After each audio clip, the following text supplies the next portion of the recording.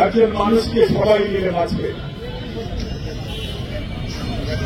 আমার কেমন জানি খটকা লাগলো, মনে হলো চেহারাটা যেন আমি চিনি, মনে হলো চেহারাটি আমার খুবই পরিচিত।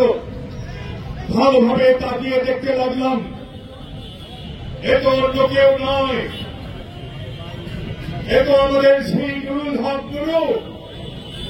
ভাবলাম তাহলে কি মনে হয় পুরোনো কোনো ভিডিও ব্যাক করে থাকে।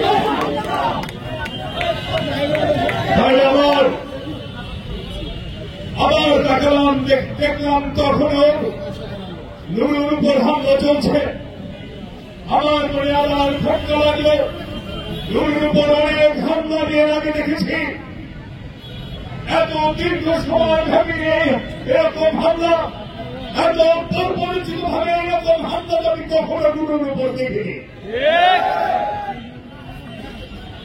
ভালো করে যখন খেয়াল করলাম, দেখলাম এ তো সাম্প্রতিক ঘটনা, কিছুক্ষণ আগে ঘটেছে। জমাটাইজ হয়ে গেলাম, নুরুর উপর এর আগেও হামলা হয়েছে। যখন সে কোটা বিরোধী আন্দোলন করেছিল, স্বাধীনতা বিরোধী আন্দোলন করেছিল, আমরা নুরুর শরীর থেকে রক্ত ঝরতে দেখেছি।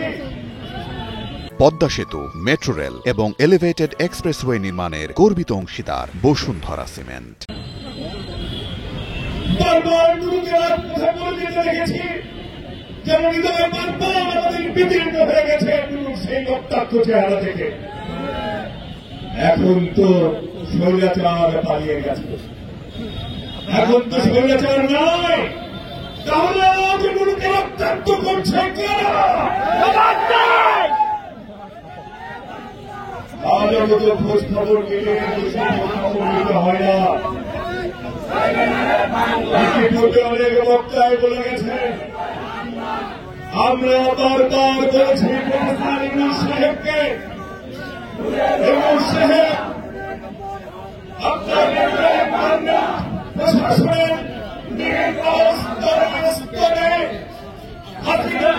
বাচ্চারা মারা গেছে, তাদের বিরুদ্ধে আপনি ব্যবস্থা গ্রহণ করুন।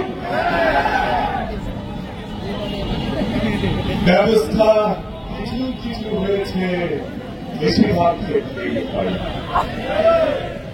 হোমিওপ্যাথি চিকিৎসা হয়েছে, অ্যালোপ্যাথি চিকিৎসা হয় নাই। ইউনূস সাহেব হাসিনার সেই আন্ডা বাচ্চাদের বিরুদ্ধে শুধু অ্যালোপ্যাথি নয়, অস্ত্রোপচার করতে হবে। যেন যেন করে দেশ চালানো হতো। সেদিন যদি আপনারা ব্যবস্থা গ্রহণ করতেন, আজকে নুরুর উপরে হামলা হতো না। আমার নুরুর সেই ঘটনা আমাদের সবাইকে কষ্ট দিয়েছে। এখানে আমরা যারা আছি, আমরা বিভিন্ন পরিষ্কার পাঠি করি, আমাদের মধ্যে চিন্তা ভাবনার পার্থক্য আছে, আদর্শগত পার্থক্য আছে। আমরা পরস্পরের বিরুদ্ধে কথা বলি, এটি সত্য, এটি তো গণতন্ত্রের সৌন্দর্য। কিন্তু একটি জায়গায় আমরা কিন্তু সব একমত।